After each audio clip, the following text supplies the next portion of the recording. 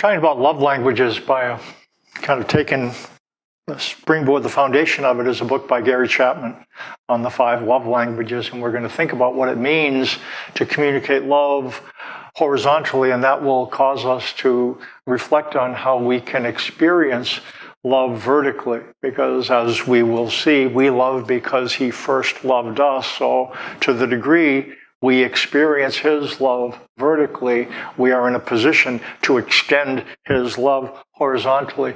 And Dr. Chapman talks about the importance of love, and he says, our most basic emotional need is not to fall in love, but to be genuinely loved by another, to know a love that grows out of reason and choice, not instinct. I need to be loved by someone who chooses to love me, who sees in me something worth loving. He goes on and says that kind of love requires effort and discipline. It is the choice to expend energy in an effort to benefit the other person, knowing that if his or her life is enriched by your effort, you too will find a sense of satisfaction. The satisfaction of having genuinely loved another. And while he talks about love being important, he also points out the fact that love is not an obsession. He says it does not require the euphoria of the in-love experience. In fact, he says true love cannot begin until the in-love experience has run its course. We cannot take credit for the kind and generous things we do while under the influence of the obsession. He says the average lifespan of a romantic obsession is about 2 years. And once the experience of falling in love has run its natural course, we need to return to the world of reality. Individual desires, individual emotions, individual thoughts and behavior patterns exert themselves, and now rather than having two that seem fused, we have two individuals. And then the waves of reality begin to separate the couple. They fall out of love, and at that point either they withdraw, separate, divorce, and set off in search of a new in-love experience, or they begin the hard work of learning to love each other without the euphoria of the in-love obsession. So love is important. Love is not an obsession, and love is a verb. And Dr. Chapman talks about 5 things that we'll talk about over the course of the weeks, but the Bible is in sync there in terms of thinking and describing love not as a feeling that we fall into and out of, but love is a verb. Look what it says. Familiar passage, love is patient, love is kind, it does not envy. And what you're finding here is what love does. It is not proud, it is not rude, it is not self-seeking, it is not easily angered, it keeps no record of wrongs. Love does not delight in evil, but rejoices with the truth. It always protects, always trusts, always hopes, always perseveres. Love is a verb, and we're going to look at 5 different ways that love can be expressed. And his contention in the book is that we speak a particular love language, whether it be words, touch, gifts, or we might speak several of them. Sometimes what happens if we're in a relationship where the language I speak and the language you understand don't match up, then the communication of love doesn't connect. And it's not that love is not there, it's just that I might be speaking or you might be speaking a language, a love language that your spouse doesn't understand. Like 2 people speaking a different language. And if we understand the language that we speak in the language that you understand, then we can tailor our expressions of love in such a way that it connects with the person we want it to connect to. And we're going to start thinking about time, quality time. Dr. Chapman says, time is a precious commodity. We all have multiple demands on our time. Yet, each of us has the exact same hours in a day. We can make the most of those hours by committing some of them to our spouse, loved one. If your mate's primary love language is quality time, she simply wants you being with her, spending time. There's two different ways in his book that he describes the way that we express love in terms of time, and he talks about quality activities and quality conversation. He talks about quality activities. He says, quality activities may include anything in which one or both of you have an interest. The emphasis is not on what you are doing, but on why you are doing it. The purpose is to experience something together, to walk away from it feeling like he cares about me. He was willing to do something with me that I enjoy, and he did it with a positive attitude. That is love, and for some people, it is love's loudest voice. There's quality activities, and he also talks about quality conversation. We'll talk later in this series about words of affirmation. Words of affirmation are particular words that build up the other person. When we think of quality conversation, we're not thinking as much of the words that we send, but our ability to hear the words that are being sent. Quality conversation focuses on what we are hearing. And quality time is a matter of activities, but a matter of conversation. We focus on drawing the other person out, listening sympathetically to what they have to say. We ask questions, not badgering them, but in a genuine desire to understand their thoughts, feelings, and desires. He gives a couple listening tips. Maintain eye contact. That makes sense. Don't listen and do something at the same time, which is a lot more difficult than it used to be. You know, in restaurants, if a couple didn't talk, they had to go through the discomfort of looking around and not have anything to talk about. But in our culture today, so many phones are available, aren't they? Both couples are on the phone. And it seems a little bit more difficult there's more challenges, more interruptions, things that get in the way of us being able to connect with one another. And he talks about refusing to interrupt.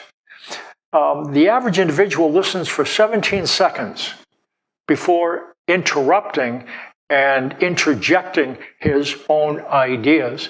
And as we will see, learning to listen.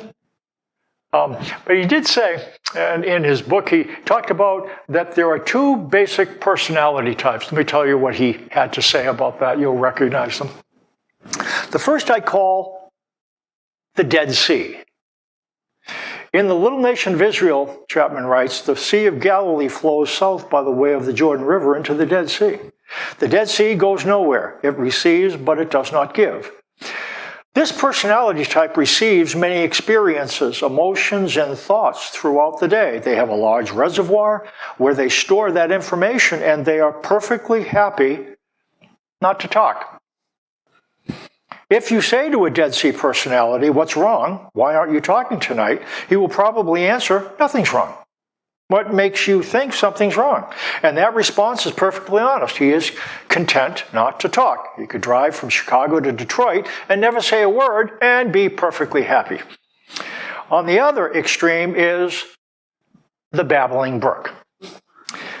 For this personality, whatever enters into the eye gate or the ear gate comes out of the mouth gate, and there are seldom 60 seconds between the two. Whatever they see, whatever they hear, they tell. In fact, if no one is at home to talk to, they will call somebody else. Do you know what I saw? Do you know what I heard? Many times, a Dead Sea marries a babbling brook. That happens because they're dating, and it's a very attractive match. If you are a Dead Sea and you marry a babbling brook, you'll have a wonderful evening. You don't have to think, how will I get this conversation started tonight? How will I keep the conversation flowing? In fact, you don't have to think at all. All you have to do is nod your head and say, uh-huh, and she will fill up the whole evening, and you will go home saying, what a wonderful person. On the other hand, if you're a babbling brook and you marry a Dead Sea, you'll have an equally wonderful evening, because Dead Seas are the world's best listeners. You will babble for 3 hours, he will listen intently to you, and you will go home saying, what a wonderful person. And you attract each other. But 5 years after marriage, the babbling brook wakes up one morning and says, we've been married 5 years and I don't know him. The Dead Sea is saying, I know her too well. I wish she would stop the flow and give me a break. The good news is that Dead Seas can learn to talk and babbling brooks can learn to listen. We're influenced by our personality but not controlled by it. We can learn to engage in dialogue. We've talked about that before. Dialogue, the word dialogue comes from the two Greek words. Dia means through, and logos is the word for words. Dialogue, literally translated, is through words. And through words, dialogue is a matter of conversation that penetrates the walls that we build to one another. There are three aspects. We've talked about this before. It's an interesting book, The Magic of Dialogue by Daniel Yankelevich. And what he says, there are four basic types of conversation. There's decision, debate, discussion, and dialogue. Decision, debate, and decision-making, both people don't have to play by the same rules. It's kind of, you can just flow into it. Dialogue is different. In order for dialogue to happen, both parties have to agree to play by three rules. They have to, equality. Both of them have an equal opportunity and responsibility to share.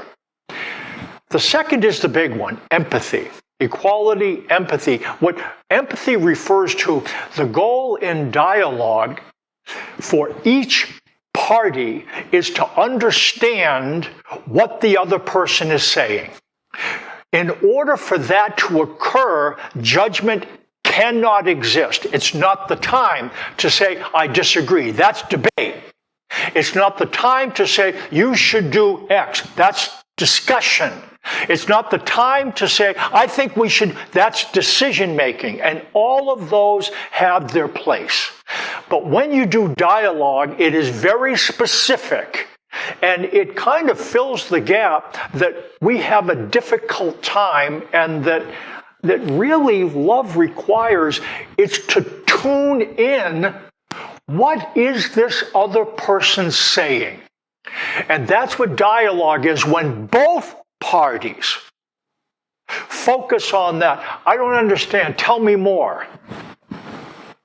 And knowing that you're going to have your turn, but that's the goal. It has to do with equality, empathy, and then exploration, where you can think about, well, you know what? You are this way and I'm that way. And it is a way in which people connect. They talk about the magic of dialogue, that it really is almost magic. I've practiced it, experienced it. It's something that you have to commit to as a couple. I've told the story before.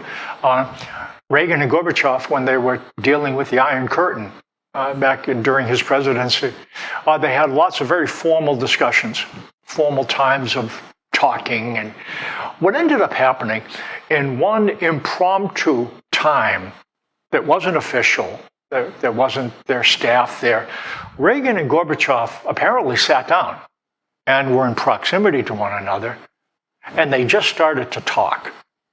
And they talked to one another about what it is they wanted for their life, what is it they wanted for their country. What Gorbachev ended up saying is that discussion had as much to do with the taking down of the Iron Curtain as anything else, because it was a place where they understood one another. And that's dialogue is significant. Time is a language of love. And time can be about quality activities that you share together, quality conversation, and that you focus on drawing one another out. The problem is, and this is especially true for time, time is part of the language of love, but we're not going to talk about this a lot. It's also can be the language of abuse. It can be the language of abuse when one of the partners dominates or controls and sequesters the person. Some couples, when there's not a bond, there's a lot of insecurity, one of the partners will try to cut the mate off from family and friends, not in order to benefit the partner, but to sequester the partner so that they can do and say what the partner wants them to do or say. And so they spend time, but that's abusive. It's self-seeking and selfish. And the deal is, apparently, love is neither self-seeking nor selfish. An abusive relationship is one that is characterized by control.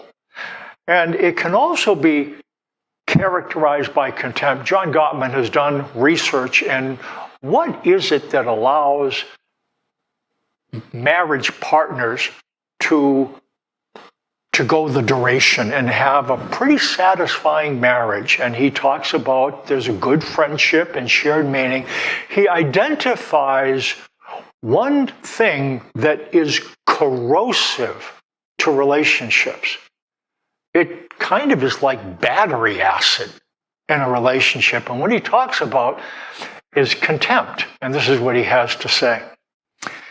Sarcasm and cynicism are types of contempt.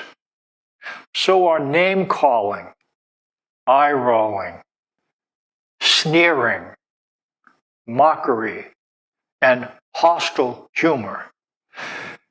In whatever form, contempt, the worst of the four horsemen, criticism, contempt, defensiveness, and stonewalling, he describes it as poisonous to a relationship because it conveys disgust.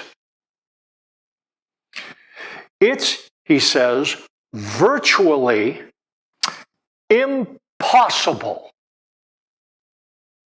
to resolve a problem when your partner is getting the message that you're disgusted with him or her. Virtually impossible to come to compromise when disgust is active. It just sends people to their corners. It doesn't create the mental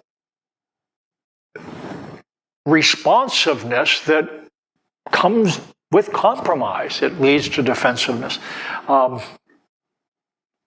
Inevitably, contempt leads to more conflict rather than to reconciliation. Time is the language of love, quality activities, and quality conversations. Time can be a language of abuse, but time is a love language that God speaks. That's what Jesus said. Do not let your hearts be troubled. Trust in God. Trust also in me.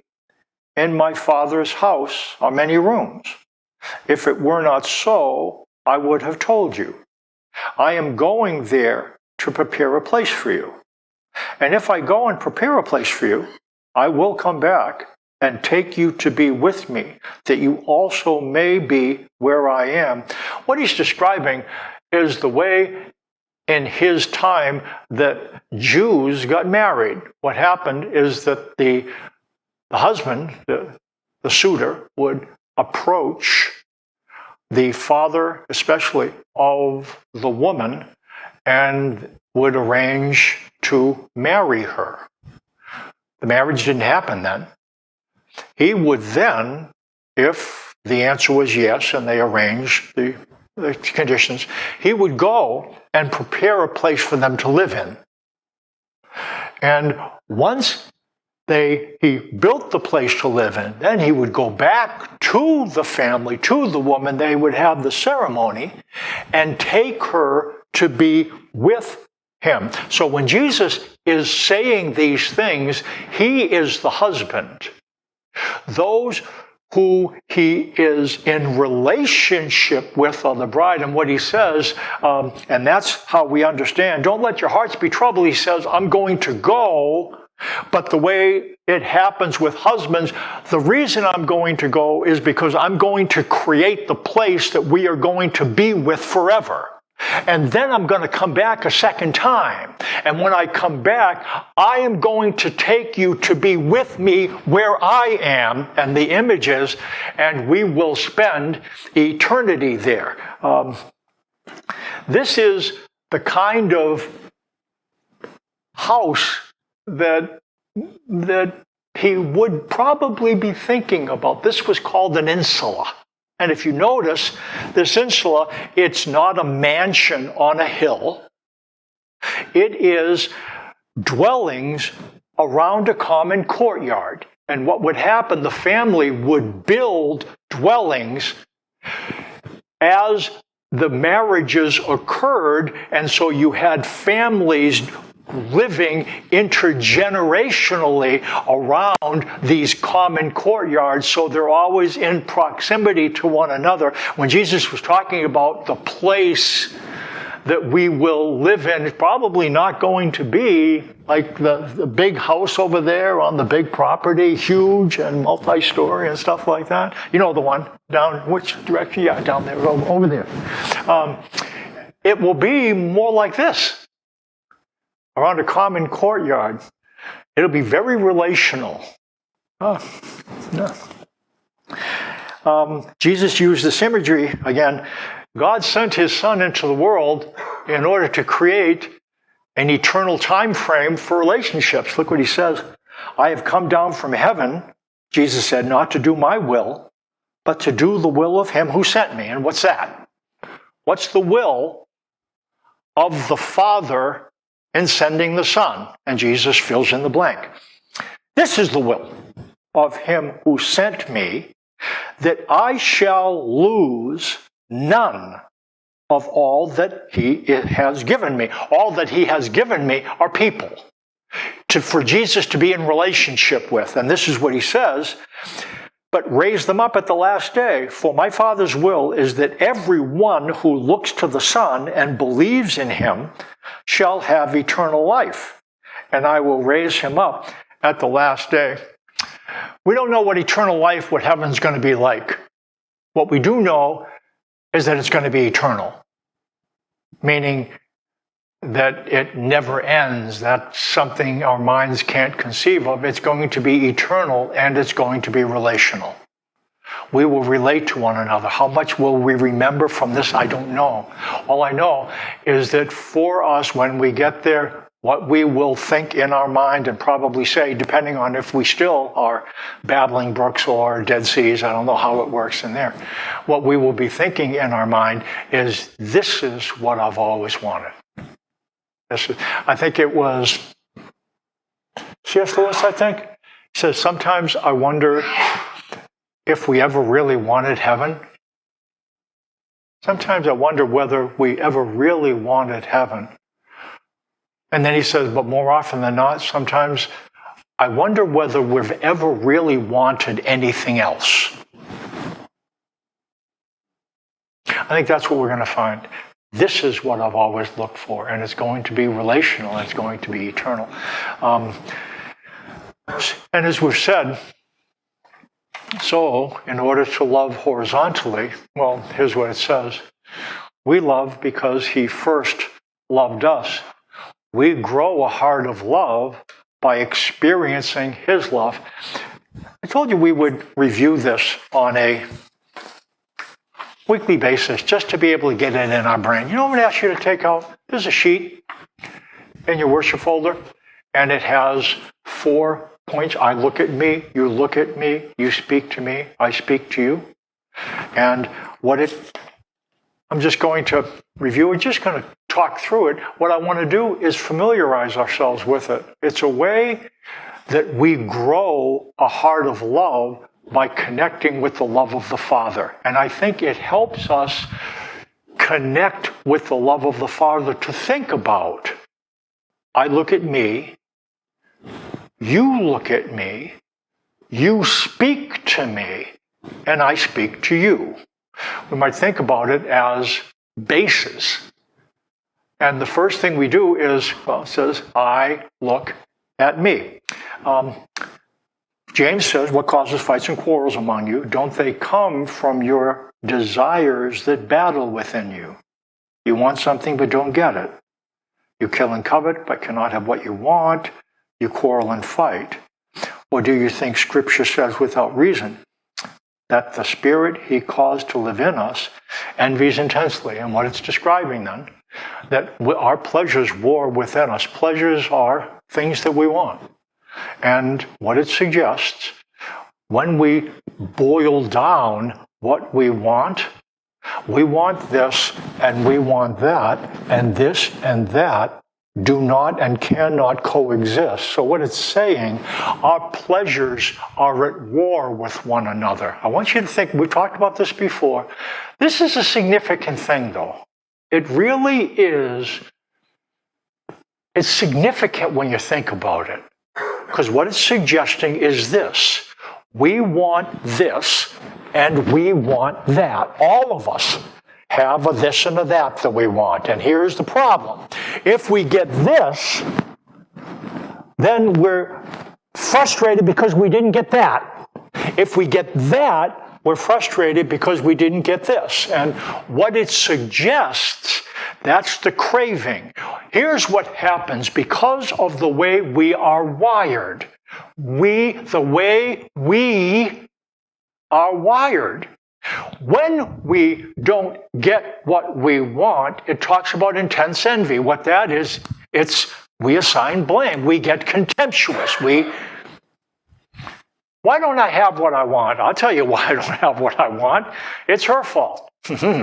Or it's his fault, or it's my fault. We blame ourselves, or we blame one another, when the fact is, there's really no one to blame, because the fact is, our pleasures don't line up this side of eternity. Here's what it suggests. It is not possible for us in a sustainable way. It is not possible for us to have what we want to have. I want you to listen to me. It is not possible for us in a sustainable way to have what we want to have, to do what we want to do, to think what we want to think, and to feel what we want to feel. Not possible. That's what this text suggests, because what we want, do, think, and feel point in different directions.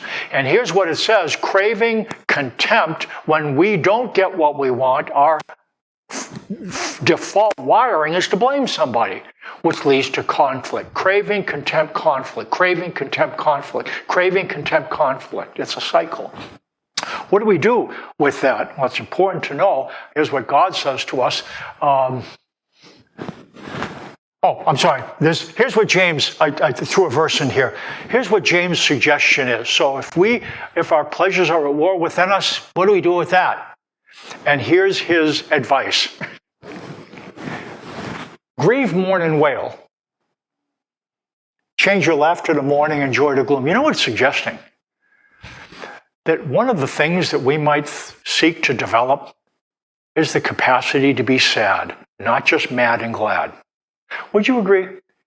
We live in a very polarized time. Polarized time means I'm either mad or glad. That's polar. And it reveals itself politically. We don't tend to be able to disagree in a civil way. Less and less, it seems to be the case. And what he's suggesting, what James is suggesting, one capacity that we've developed, and again, this is hard to develop, the ability to be sad. Because the fact is, what do you do with this? What do you do with this? Get mad at yourself? Glad? Do you know what Jesus would have us do? This side of eternity, this is the reality. And you know what we might do? We might go to him and say, you know, Jesus, I don't like the fact that I can't live with me. The hardest thing I've told you I do is living with me when me doesn't get what me wants. And the thing that Jesus would have us do is come to him and say, you know what? I have a hard time living with myself. And it's not about what's out there. It's about what's in here. And you know what Jesus would say? That's it. And good for you for expressing it to him. He gets it. He didn't sin, but he understands. Did he understand the pull? Did Jesus have, I got a question. Did Jesus have desires that pointed in different directions? What do you think? I see some heads going up and down. Remember what happened in the Garden of Gethsemane? Take this cup away from me. Thy will be done.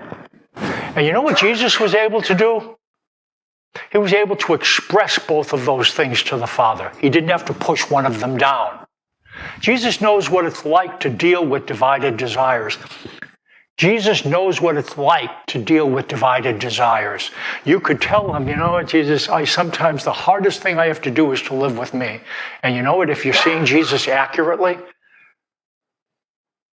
because he understands it. No, he might not understand the exact expression of it, but he understands the concept. You know what I mean. So,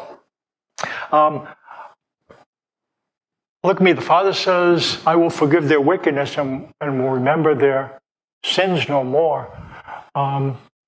So what this is, when you touch the fact that your desire is what you touch as well, and do this with him. God, thanks that you're still in me and still with me and good's still ahead of me, guaranteed, because that is what this means. So when I look at me, I do this. I see craving, contempt, and conflict, but I see that you're still in me, you're still with me, good's still ahead of me, guaranteed. Then that leads to, you look at me. When I think of you look at me, I'm thinking more particularly of Jesus, because he is an embodied spirit being like we are. So he really gets it. And it says, for we do not have a high priest who is unable to sympathize with our weaknesses, but one who has been tempted in every way, just as we are, yet was without sin. He is able to deal gently with those who are ignorant and are going astray, since he himself is subject to weakness. So what to think of, I look at me, you look at me, and think of Jesus looking down, and you know what he would say to you? I see you. I see your distress. I see your disconnection. I see this. I see you and I sympathize with you. I sympathize with you. I sympathize with you. I understand what it's like to be pulled.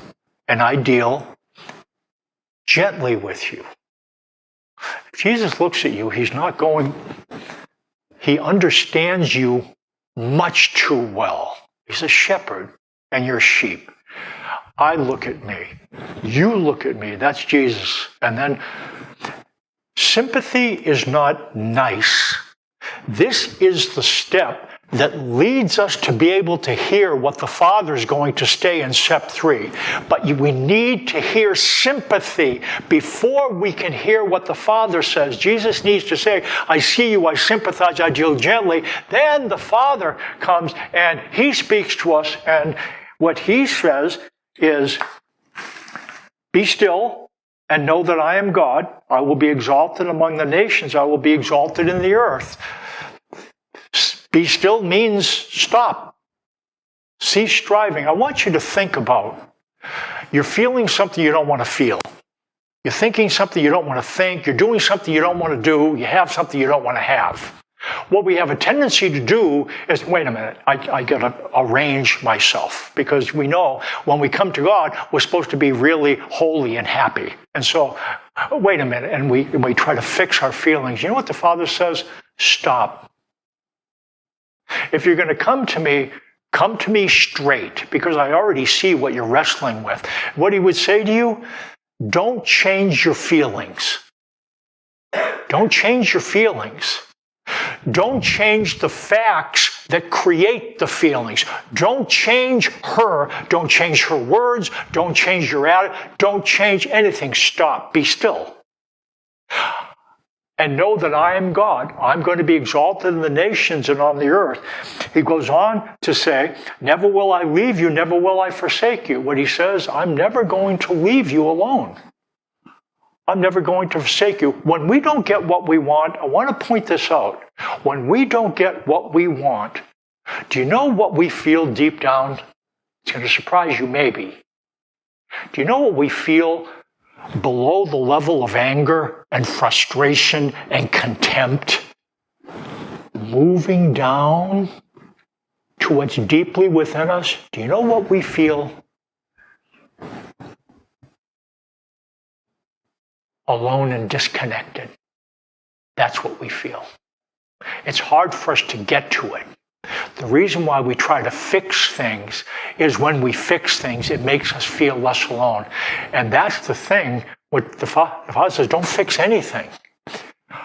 I'm not going anywhere. No matter what you wrestle with, circumstance or anything, the Father wants you to say, don't change anything. I will never leave you and forsake you. And then he says, so do not fear, for I am with you. Do not anxiously look about you. I am your God. I will strengthen you and help you. I will uphold you with my righteous right hand. You know what he says when he speaks to me? Be still. Don't change your feelings of the facts that created him. Know that I am God. Here's what I think he would say to you. Don't change anything. I'm going to be exalted. I'm never going to leave you or forsake you. So do not fear, for I am with you. Do not anxiously look about you. I am your God. I will strengthen you. Surely I will help you. Surely I'll uphold you with my righteous right hand. You know why he says those things? Because somebody alone, that's what they need to hear. I'm not going anywhere. I'm going to be with you when you need me in the future. So I look at me. You look at me. Jesus says, I see you. I sympathize. I deal gently. The Father says, I speak to you. Be still. I am God. I'm going to be exalted. I'm never going to leave and forsake you. So don't fear, for I am with you. Don't anxiously look about you. I am your God. I'll strengthen you. I'll help you. I'll uphold you. Now, when you've done these things, first base, second, third base, and you know what you do then, the final thing is you speak to him. Do you know what happens when we go to God before touching these other steps? We end up going to him and just complaining out loud. We really don't think about whose presence we are moving into. That's the thing that steps 1, 2, and 3 set up. We think about who it is we're talking to. His sympathy causes us to relax. His sovereignty, his promise, causes us to be able to breathe. And so now when we're talking to him, we really talk to him at a deeper level. And he says, what do you need? Make your needs known. What do you need today? He's not going to fix a problem you're going to have 3 years from now. Problem today. Why do we do this?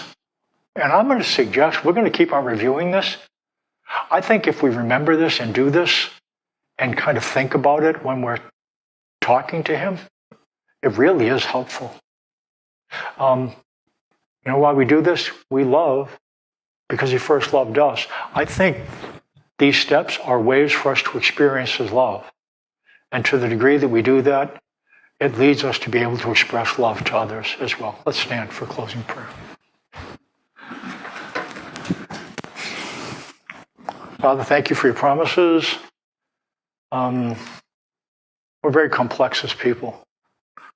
And Jesus, you came here, you understand what it's like to live on the planet, to be an embodied spirit being. Thank you for coming, Father. Thank you for sending your Son. Thanks for sympathy and sovereignty, for promises. and for the fact that you will teach us over life as we open our heart to you, that you love us, and that means you don't leave us alone, and you want us to come and learn to be honest with you. Thanks for that in Jesus' name.